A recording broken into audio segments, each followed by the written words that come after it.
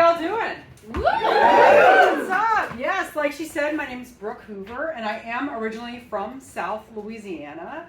And there's some southern things about me, even though I've lived here for like 2 decades, I just can't shake the y'all. And then instead of saying I'm going to do something, I have to say I'm fixing to do something.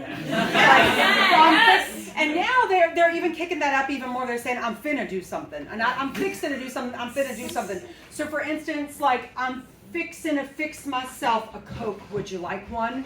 And everybody, y'all got to know this. When somebody from down south asks you if you want a Coke, they don't mean necessarily a Coca-Cola. It could be anything that like a soda stream can make. Like I can say you want a Coke and you might want a Crystal Pepsi. I don't know why you would want that nasty stuff from the 90s, but you still might want it, right? And the most southern thing about me, I think, y'all, is that when I was little, the first love was my cousin.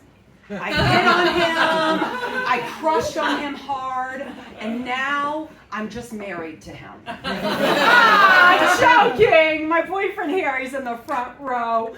But y'all, we have another expression back home, I don't know if y'all have heard of it, where we say we don't hide crazy. We put it on the porch for display. Who's heard that? Me? Oh, Sarah's heard that. What up? But in Louisiana, we take that up even more of a notch, right? We like Emeril Lagasse that. We get the relative from the porch, all right? We get them a little crown, and we make like a makeshift Mardi Gras float, and we put that crazy relative on the float and parade them around the block for everybody to see, and they wave. And let's just say for 7 years in a row, this girl was queen of the Mardi Gras. Yeah. You know what? I lost 1 year to my cousin. Not the one I'm married to, another cousin, because he's schizophrenic and he stole a Wonder Bread truck. He did. So I guess in my family, my self-diagnosed ADD and my anxiety are nothing compared to schizophrenia and Grand Theft Auto. Y'all, my dad, he is originally from Arkansas.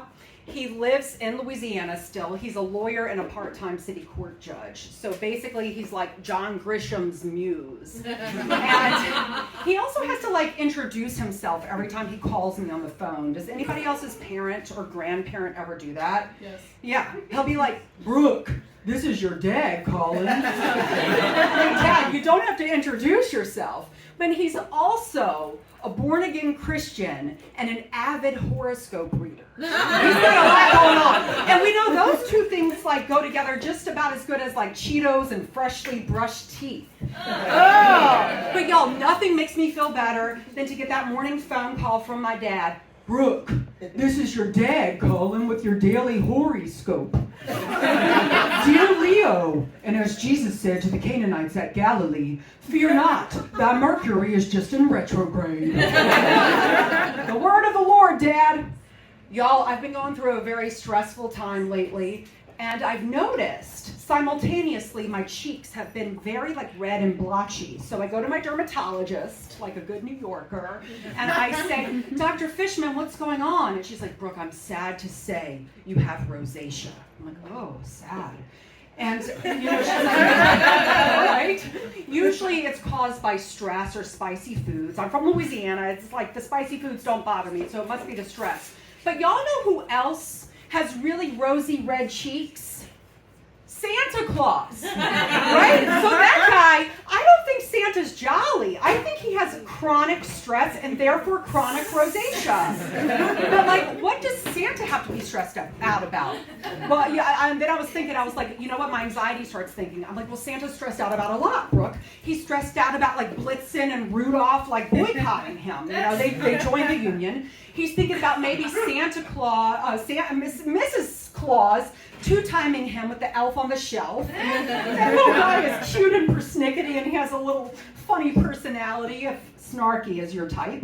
But I think what Santa's most anxious about is the climate of the times.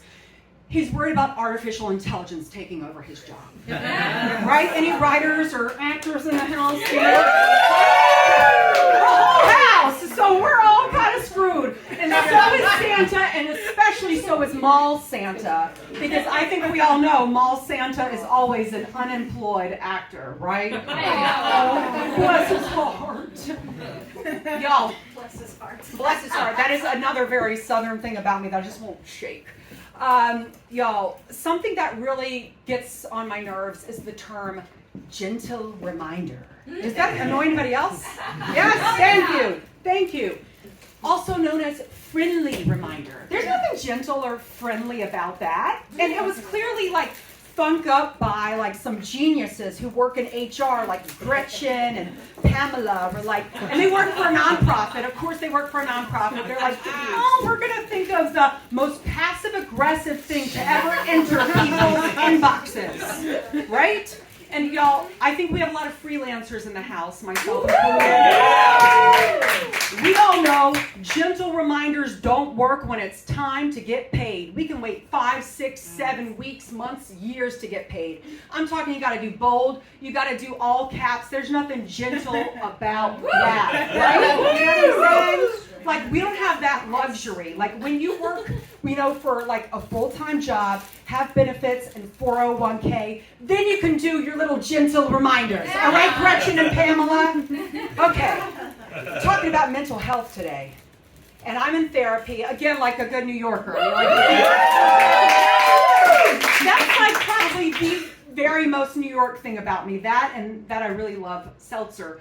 But anyways, this isn't about seltzer, it's about me in therapy. So I'm talking to my therapist and she's like, Brooke, we're gonna do some like inner child healing. So she's like, let's go back to your first very traumatic moment. And I'm like, easy, Dr. K. I've got 2 words for you. Old Yeller. So do y'all know that movie? Yes! It's traumatic. My mom played it on repeat for me ever since I was 3 years old. The dog, beloved yellow lab gets bit by a rabid animal and he gets rabies, and for some reason, I guess because there's no penicillin or whatever you give a rabid dog to get better, the boy has to take him in the backyard and shoot him. And Dr. K's like, Brooke, calm down, it's just a movie. I'm like, Dr. K, I'm from down south. That's like every other Tuesday. No, Brooke, go back to another memory. Take this seriously, go back to another memory.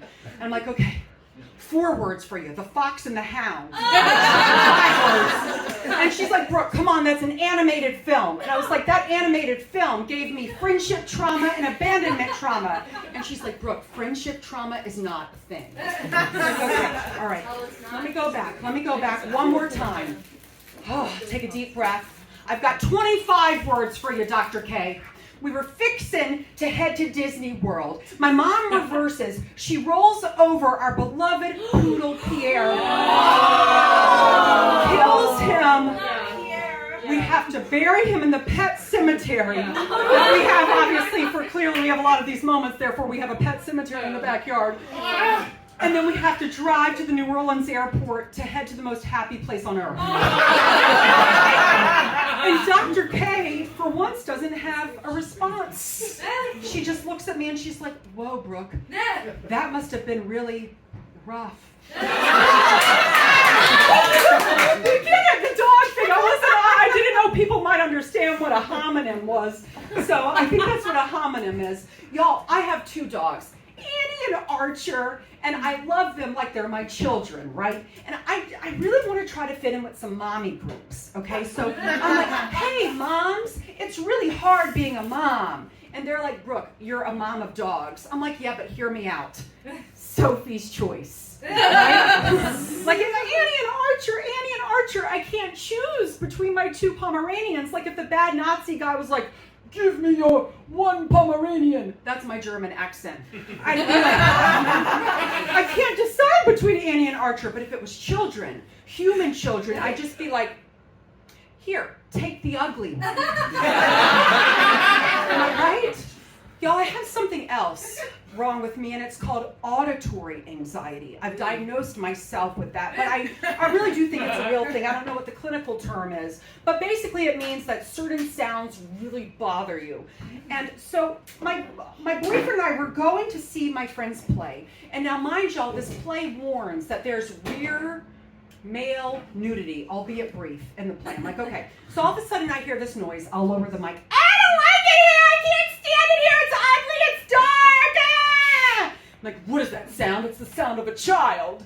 And I know the best thing is to remove myself from this sound so my anxiety doesn't start to creep, but I'm already sweating. So I go down to the basement. I'm like, oh, just trying to go to the bathroom, and all of a sudden I hear, oh my God, I don't like it down here either. It's yucky, it's dark, it's scary. I'm like, clearly, kid, you've never left Westchester or Long Island. You've never seen an off-Broadway theater? Yeah, I know, they're pretty scary. So I get out of the bathroom, I go up to the kid, and I'm trying my best to like let my anxiety go and just be like friendly Brooke, and I'm like, oh buddy, you scared? I'm scared too. And the mom's like, stop, kind of like, don't tell him you're an adult and you're scared. And I'm like, wait, but it's okay to be scared, right? Anyway, so I'm like, I can't win with these people, you know. At first I have auditory anxiety, now I'm feeling like guilty and sad. I'm like, I gotta go upstairs, I'm gonna go sit in the theater. And all of a sudden, behind me, kick. The kid is sitting right behind us. No. And then it gets dark.